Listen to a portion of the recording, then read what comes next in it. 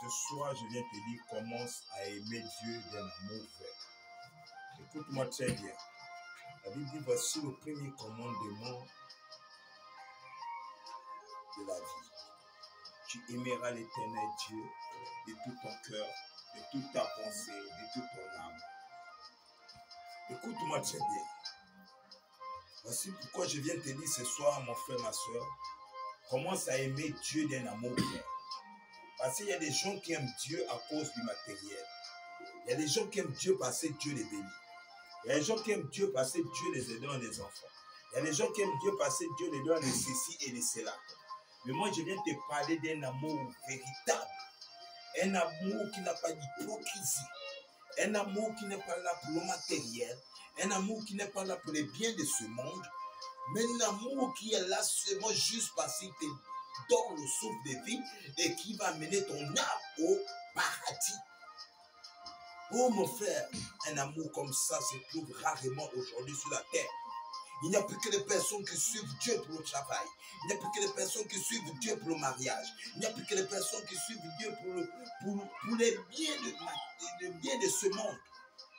Mais rares sont les personnes qui suivent Dieu par amour seulement. Oh mon frère, ma soeur, tu ne sais pas ce qui est caché derrière cette position que je t'ai demandé d'avoir. Cette position, un amour sincère, un amour véritable, un amour spécial, un amour qui n'a pas d'hypocrisie, mon frère, ma soeur. Dieu cherche ces personnes. Dieu cherche ces personnes aujourd'hui sur la terre. Ils deviennent rares, ces genre de personnes. Oh, amène ton cœur à cette dimension d'amour, mon frère. Amène ton cœur à cette dimension d'amour, ma soeur.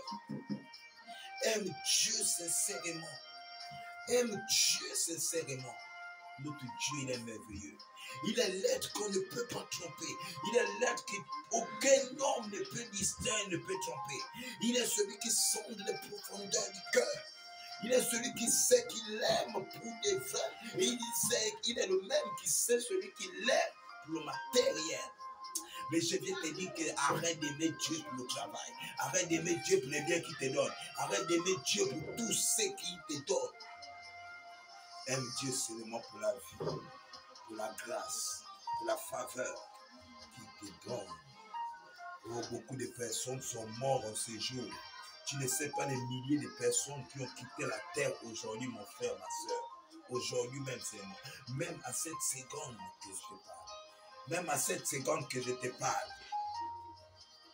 Même à cette seconde que je te parle, il y a des gens qui sont morts, qui sont partis. Mais Dieu te fait la grâce d'être ici. C'est une grâce. C'est une grâce.